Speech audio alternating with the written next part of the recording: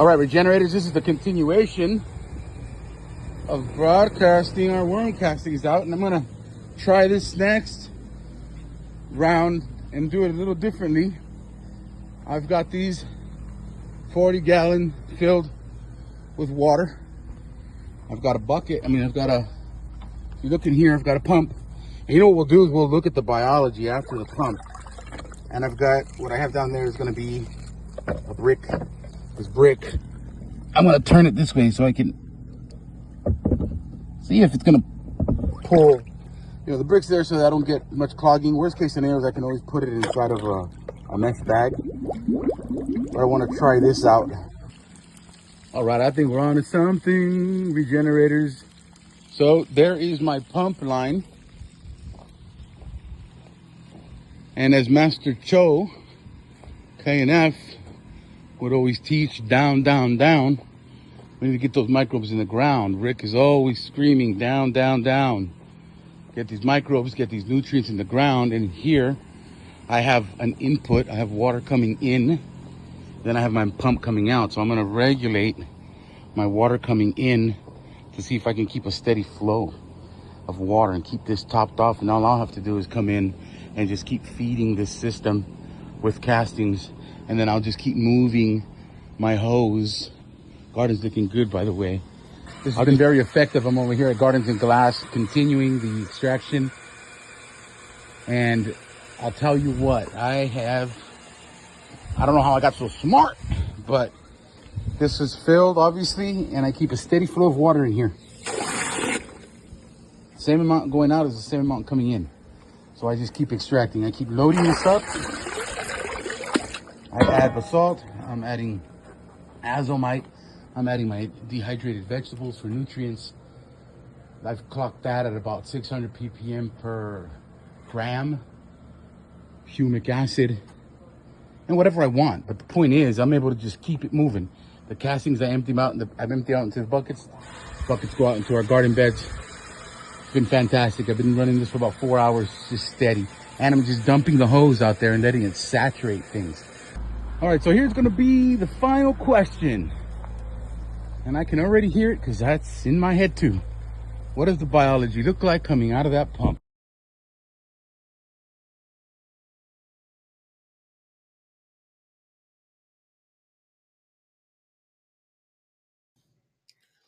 All right, what is up? Here we are looking at the extraction that went through the pump. And I didn't just turn the scope on. I did turn it on, and then I looked at it with a couple of the guys, and I thought, all right, let me go record this before it goes anaerobic and it's not more of its true self. This is the test tube that I moved it into, the tube that I moved it into. Now, I did take it from the bottom, more so the bottom, once I mixed everything up, because I want all that mass. So this is really dense as for an extraction. Remember, this is an extraction. I did that because I want to see what made it through the pump, because that's a question that, I don't think I've seen anyone answer. And in this case, it's that sump pump. I know they have them at Home Depot, that particular pump, and you can get some at Harbor Freight. And I would say that the issue with that pump is that there's a gasket in there. You need to maintain these things. You got to clean them every time you use them. Otherwise, that gasket's going to erode on you. And when you call the company for it, although they give phenomenal service, she had no issues putting one in a box for me, or a couple of them in a box for me, and sending it over. I'm still waiting on them.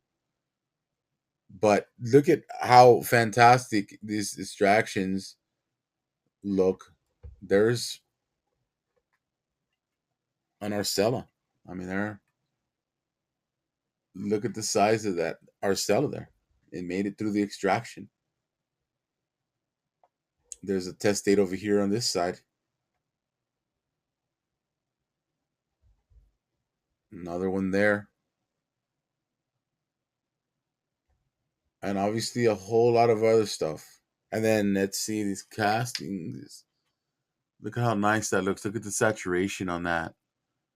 That epifluorescent just fades out dark into the background. And that just means that all your organic matter is absorbed. Everything. And if it's sat in solution, I gotta test that. Somebody told me if it sits in solution, it'll start leaching it out, which makes sense. I'm not gonna argue it, but I won't argue it until I look at it. But here's another testate amoeba.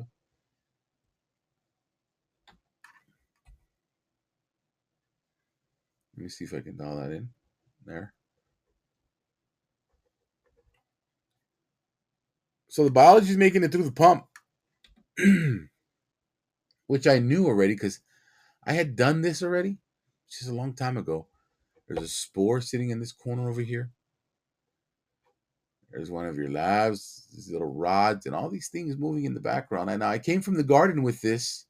Look at these rods. These guys are just chilling. Your probiotics. There's your effective microorganisms, your efficient microorganisms. So I hope this helps answer questions about at least those pumps. It is a gentle pump. It doesn't, you just, there's fungal hyphae there. And let's keep moving. Look at this fungal hyphae here, and these are castings.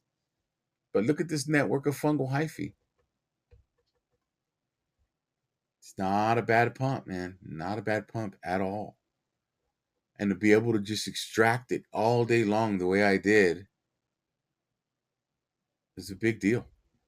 I mean, that's that in itself there. For this fungal hyphae to make it through there without getting sliced and chopped up like that, I can dig it. Look at this size of whatever that is. Is that a... I think that's one of those big purple testates again. Yep, there it is. These things love spores. In its entirety, I'm at 400 magnification. These are some of the largest testates that I see out there. There's a rod going, a lab going there.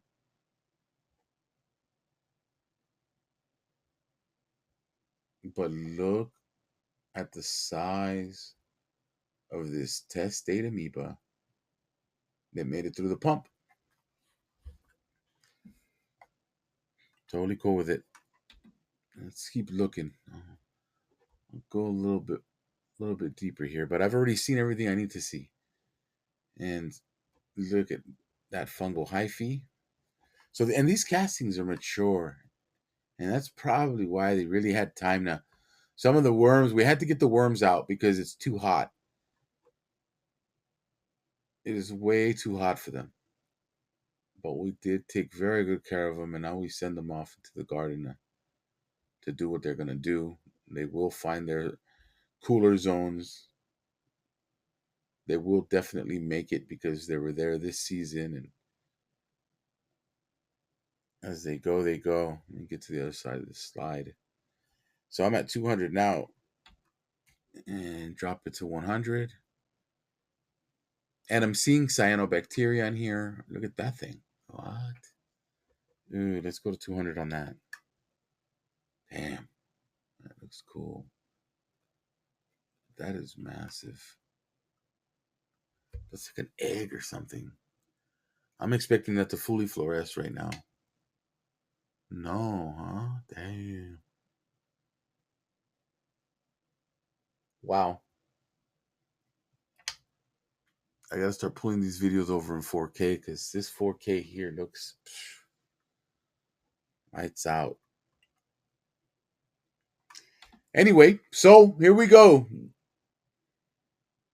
This is a budget-friendly extraction.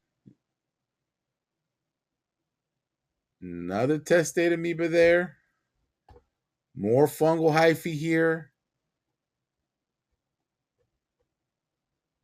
Whatever that is there. The nematodes, I don't expect to see nematodes anyway on such a mature casting. Now, that's not to say that there's none there, but maybe they got chopped up. Who knows? But all the same, this is why we verify everything so that we know what we're doing. We know exactly what's being put in the garden. We know what level of biology we're losing, if we're losing at all. And I consider this a win. So, with that said, Get your extractions going. Get a pump. Broadcast the heck out of it. That's a nice piece of red organic matter. Get it out there. Spray it. Cover a lot more ground that way. Wow. It's wild. I am Mo with Igro Soil. Grow your soil. I'm out.